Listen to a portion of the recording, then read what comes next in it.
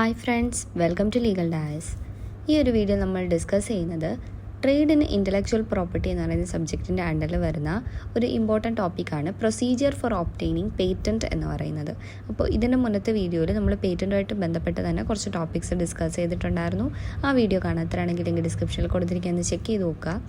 അപ്പോൾ ഇതിനകത്ത് നമുക്ക് എന്തൊക്കെയാണ് ഒരു പേറ്റൻറ്റ് കിട്ടുന്നതുമായിട്ട് അല്ലെങ്കിൽ ആ ഒരു പേറ്റൻറ്റ് ഒബ്റ്റെയിൻ ചെയ്യുന്നതുമായിട്ട് ബന്ധപ്പെട്ടുള്ള പ്രൊസീജിയർ എന്ന് പറയുന്നത്. അപ്പോൾ ഒരു പുതിയ ആർട്ടിക്കിളിൻ്റെ അല്ലെങ്കിൽ പുതിയൊരു പ്രോസസ്സ്, ഇത് രണ്ടിനും പേറ്റൻറ്റ് കിട്ടും. അതാണ് പ്രോഡക്റ്റ് പേറ്റൻറ്റും പ്രോസസ് പേറ്റൻറ്റും. അപ്പം ഈ രണ്ട് കാര്യങ്ങളുടെ ഇൻവെൻറ്റർക്ക് എന്താണ് അയാളുടെ പ്രോഡക്റ്റിനോ അല്ലെങ്കിൽ ആ ഒരു പ്രോസസ്സിനോ പേറ്റൻറ്റഡ് ആകാനായിട്ട് അയാൾ എന്താണ് എൻറ്റൈറ്റിൽഡ് ആണ്. അത് എപ്പോഴാണ്? If he satisfies the controller that the product or the process is patentable. അപ്പോൾ ഇതിന് മുന്നത്തെ വീഡിയോയിൽ നമ്മൾ പറഞ്ഞിട്ടുണ്ട് എന്തൊക്കെ ഇൻവെൻഷൻസ് ആണ് പേറ്റൻറ്റബിൾ അല്ലാത്തതെന്നുള്ളത്. അപ്പോൾ അതൊഴിച്ചല്ലാതെ ഇൻവെൻറ്റർ കൺട്രോളറോട് ബോധിപ്പിക്കണം എന്താണ് ഇയാളുടെ ഒരു പ്രോഡക്റ്റ് അല്ലെങ്കിൽ പ്രോസസ്സ് എന്ന് പറയുന്നത് പേറ്റൻറ്റബിൾ ആണ് എന്ന് ആ ഒരാളെ കൺട്രോളറെ ബോധിപ്പിച്ച് കഴിഞ്ഞാൽ ആ ഇൻവെൻറ്റർക്ക് അയാളുടെ പുതിയ ആർട്ടിക്കിളിനോ അല്ലെങ്കിൽ പ്രോസസ്സിനെയോ പേറ്റൻറ്റഡ് ആക്കാനായിട്ട് പറ്റും. ആ പേറ്റൻ്റ് അയാൾക്ക് കിട്ടും. അപ്പോൾ അതിന് തന്നെ ആദ്യം ചെയ്യേണ്ട കാര്യം എന്ന് പറഞ്ഞു കഴിഞ്ഞാൽ സബ്മിഷൻ ഓഫ് ആപ്ലിക്കേഷനാണ്. അപ്പോൾ ഒരു പേറ്റൻറ്റ് കിട്ടണം എന്നുണ്ടെങ്കിൽ, ഒരു ഇൻവെൻഷന് വേണ്ടി പേറ്റൻറ്റ് കിട്ടണം എന്നുണ്ടെങ്കിൽ എന്ത് ചെയ്യണം? ഒരു ആപ്ലിക്കേഷനെ മേക്ക് ചെയ്യാൻ പറ്റത്തുള്ളൂ. അപ്പം അത് ഒരു പ്രിസ്ക്രൈബ്ഡ് ഫോമിലായിരിക്കണം. അതുപോലെ തന്നെ അത് പേറ്റൻറ്റ് ഓഫീസിലായിരിക്കണം കൊടുക്കേണ്ടത്. അപ്പോൾ അന്നേരം നമ്മൾ അറിയണം ആർക്കൊക്കെയാണ് ഈ ഒരു പേറ്റൻറ്റിന് വേണ്ടി അപ്ലൈ ചെയ്യാൻ പറ്റുന്നത് എന്നുള്ളൊരു കാര്യം. അപ്പം ഫസ്റ്റ് പറയേണ്ട പ്രൊസീജിയറാണ് ആപ്ലിക്കേഷൻ സബ്മിറ്റ് ചെയ്യണം എന്നുള്ളത്. ഒറ്റ ആപ്ലിക്കേഷനെ കൊടുക്കാൻ പറ്റൂ. അത് പ്രിസ്ക്രൈബ്ഡ് ഫോമിലായിരിക്കണം. അതുപോലെ തന്നെ പേറ്റൻറ്റ് ഓഫീസിലായിരിക്കണം ഇത് ഫയൽ ചെയ്യേണ്ടത്. ആൻഡ് ആൾക്കാർ ആരൊക്കെയാണെന്ന് നമ്മൾ നോക്കിക്കഴിഞ്ഞാൽ, ആർക്കൊക്കെയാണ് ഈ ഒരു പേറ്റൻറ്റ് കൊടുക്കാൻ പറ്റുന്നതെന്ന് നോക്കിക്കഴിഞ്ഞാൽ ഫസ്റ്റ് പറയുന്നതാണ് a person who claims to be the true and first inventor of the invention. ഒരു ഇൻവെൻഷൻ്റെ യഥാർത്ഥത്തിലുള്ളതും അതുപോലെ തന്നെ അത് ആദ്യമായിട്ട് കണ്ടുപിടിച്ച ഒരാൾ കണ്ടുപിടിച്ചത് വേറൊരാടുത്ത് പറഞ്ഞിട്ട് ആ സെക്കൻഡ് പേഴ്സണ് പോയി പേറ്റൻറ്റ് ആവശ്യപ്പെടാൻ പറ്റത്തില്ല. പകരം ആർക്കാണ്? ആ ഒരു ഫസ്റ്റ് ഇൻവെൻറ്ററാണ് പറയുന്നത്. True and first inventor of an invention. അപ്പോൾ ഇവിടെ ട്രൂ ആൻഡ് ഫസ്റ്റ് ഇൻവെൻറ്റർ എന്ന് പറയുമ്പം ഇപ്പോൾ ഒരു ഇൻവെൻഷൻ ആദ്യമായിട്ട് ഇന്ത്യയിലേക്ക് വന്ന സമയത്ത്, അതായത് ഇപ്പോൾ പുറത്തെവിടെയെങ്കിലുമാണ് കണ്ടുപിടിച്ചത്, അപ്പോൾ അത് ഇന്ത്യയിലേക്ക് വന്ന സമയത്ത് ആദ്യം അത് ഇന്ത്യയിലേക്ക് കൊണ്ടുവന്ന ആരാണ്? ആ ഒരു ഇൻവെൻഷനെ ഇന്ത്യയിലേക്ക് ഇമ്പോർട്ട് ചെയ്ത ആളെ നമുക്ക് ഈ ഒരു ട്രൂ ആൻഡ് ഫസ്റ്റ് ഇൻവെൻറ്റർ എന്ന് പറയാൻ പറ്റത്തില്ല. അതുപോലെ തന്നെ ഇപ്പം ഇന്ത്യക്ക് പുറത്ത് വെച്ചിട്ടാണ് ഇത് നടക്കുന്നതെങ്കിൽ അത് ഇന്ത്യയിലുള്ള ആരെങ്കിലും ഒരാളുമായിട്ട് ഫസ്റ്റ് ആരുടെത്താണോ കമ്മ്യൂണിക്കേറ്റ് ചെയ്തത് ആ ഒരാളെയും നമുക്ക് ഈ ഒരു ട്രൂ ആൻഡ് ഫസ്റ്റ് ഇൻവെൻറ്റർ എന്ന് പറയുന്ന കാറ്റഗറിയിൽ കൊണ്ടുവരാനായിട്ട് പറ്റത്തില്ല. ആൻഡ് രണ്ടാമത് പറയുന്ന കാര്യം എന്ന് വെച്ച് കഴിഞ്ഞാൽ an assignee of a person claiming to be the true and first inventor. അപ്പം ഈ ഒരു ട്രൂ ആൻഡ് ഫസ്റ്റ് ഇൻവെൻറ്റർ എന്നുള്ളതാണ് ഫസ്റ്റ് പോയിന്റ്. രണ്ടാമത്തത് ഈ ട്രൂ ആൻഡ് ഫസ്റ്റ് ഇൻവെൻറ്റർ എന്ന് പറഞ്ഞ് ക്ലെയിം ചെയ്യുന്ന ഒരാളുടെ അസൈനി. അപ്പം അങ്ങനെയുള്ള ഒരാളെയും നമുക്ക് ഈ ഒരു ആപ്ലിക്കേഷൻ സബ്മിറ്റ് ചെയ്യാനായിട്ട് പറ്റുന്ന ഒരാൾ, എൻറ്റൈറ്റിൽഡ് ആയിട്ടുള്ള ഒരാളാണ്.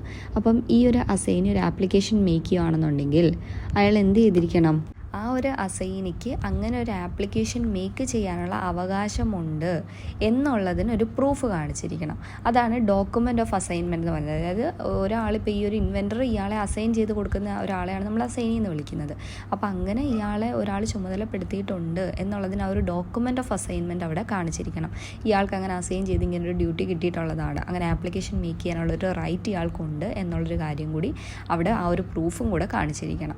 അപ്പോൾ അങ്ങനെ ഈ ഒരു ആപ്ലിക്കേഷൻ കൊടുക്കുന്ന സമയത്ത് ആ ഒരു പ്രൂഫും കൂടെ കാണിച്ചില്ല എന്നുണ്ടെങ്കിൽ ഈ applicant within a period of 3 months after filing of such application furnish such proof. അത്തരത്തിലുള്ളൊരു പ്രൂഫ് എപ്പം കൊടുത്താൽ മതി?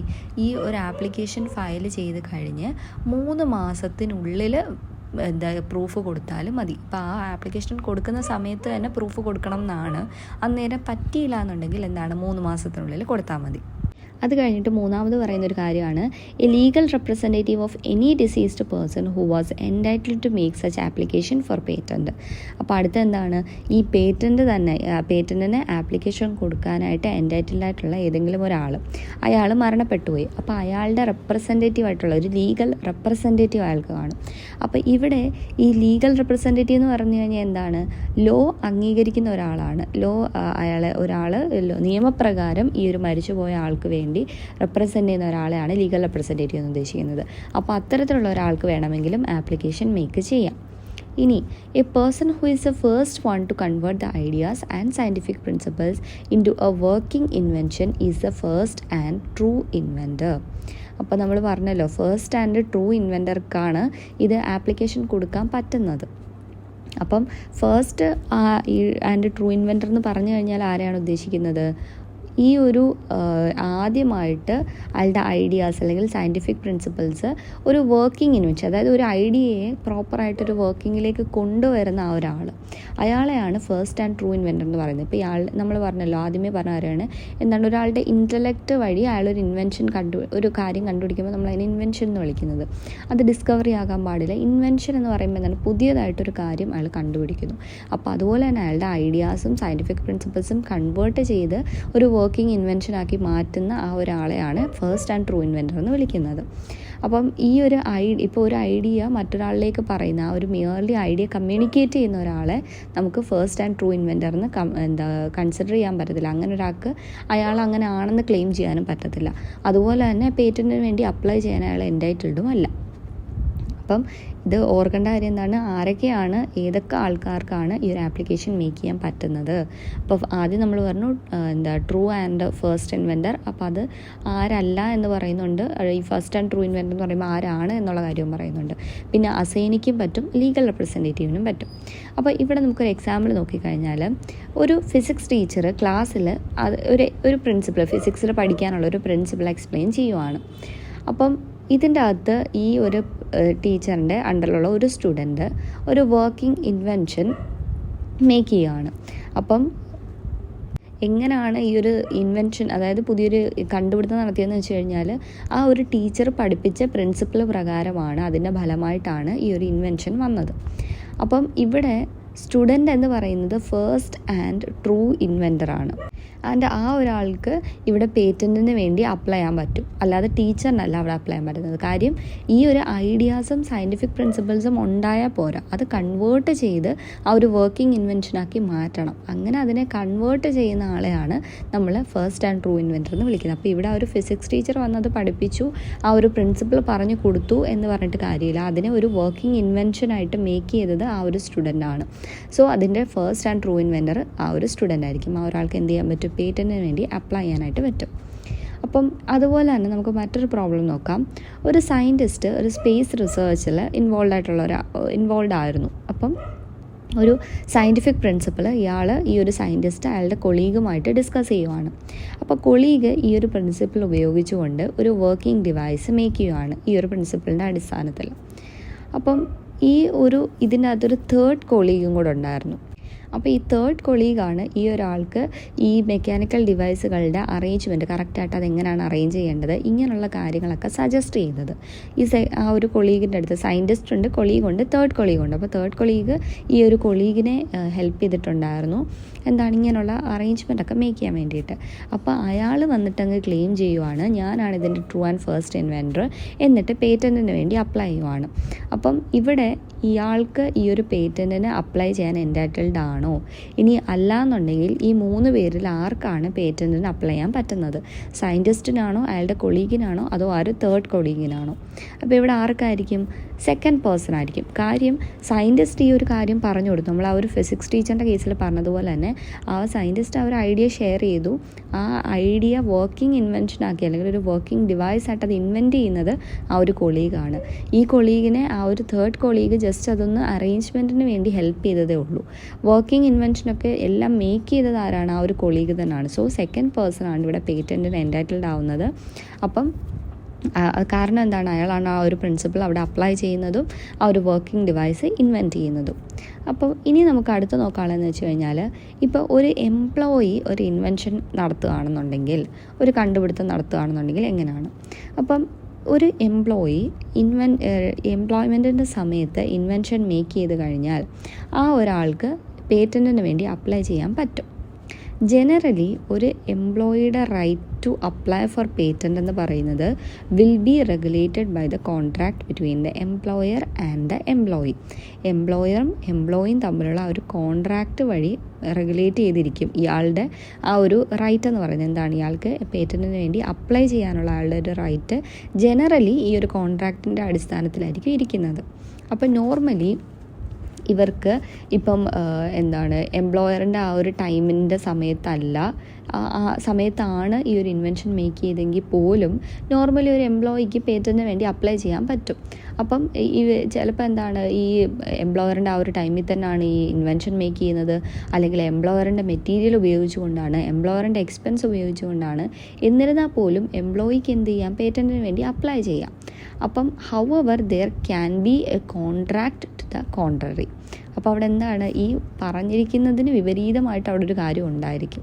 ഇപ്പോൾ എംപ്ലോയീസിൻ്റെ കാര്യം നോക്കുകയാണെന്നുണ്ടെങ്കിൽ അപ്പം അവർ specifically employed for research and development ആണ്. അപ്പോൾ invention always belong to the employer and he's entitled to apply for the patent. എന്ന് പറഞ്ഞാൽ ഇപ്പോൾ ഒരു റിസർച്ച് വർക്കിന് വേണ്ടി മാത്രം, റിസർച്ച് ആൻഡ് ഡെവലപ്മെൻറ്റ് എന്നുള്ളൊരു കാര്യത്തിന് വേണ്ടി മാത്രം സ്പെസിഫിക് ആയിട്ടൊരു എംപ്ലോയിയെ വെച്ചിട്ടുണ്ട്.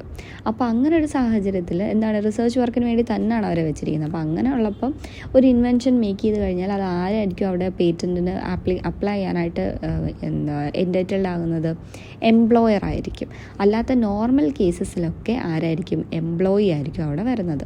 അപ്പം എംപ്ലോയിക്ക് ഇങ്ങനെ പറ്റും. അതായത് ഹൗവർ അവിടെ എന്ത് പറയുന്നുണ്ട്, കോൺട്രാക്റ്റ് ടു ദ കോൺട്രറി ഉണ്ട്. അതായത് പറഞ്ഞിരിക്കുന്നതിന് വിപരീതമായിട്ട് അവിടെ ഒരു കാര്യമുണ്ട്. അപ്പം അങ്ങനെ ഉണ്ടെന്ന് വരുമ്പോഴാണ് വരുന്നത്, ഈ എംപ്ലോയീസിന് അവിടെ പേറ്റൻറ്റിന് അപ്ലൈ ചെയ്യാൻ പറ്റുന്നത്. അപ്പം ഇതാണ് ഇൻവെൻഷൻ ബൈ ആൻ എംപ്ലോയി എന്ന് പറയുന്നത്. ഇനി അതുപോലെ തന്നെ നമുക്ക് നോക്കേണ്ട ഒരു കാര്യമാണ്, ഒരു ഫോറിനർക്ക് ഇന്ത്യയിൽ പേറ്റൻറ്റിന് വേണ്ടി അപ്ലൈ ചെയ്യാനായിട്ട് പറ്റുമോ എന്നുള്ളൊരു കാര്യം. അപ്പോൾ അത് നോക്കുകയാണെന്നുണ്ടെങ്കിൽ A foreigner can also apply for A patent in India if an applicant is A foreigner he shall furnish information setting out the name of the country in which he has already filed an application, serial number and date of filing of such application. എന്ന് പറയുന്നതാണ്, ഇപ്പോൾ ഫോറിനർക്ക് വേണമെന്നുണ്ടെങ്കിലും ഇന്ത്യയിൽ പേറ്റൻറ്റിന് വേണ്ടി apply ചെയ്യാനായിട്ട് പറ്റും.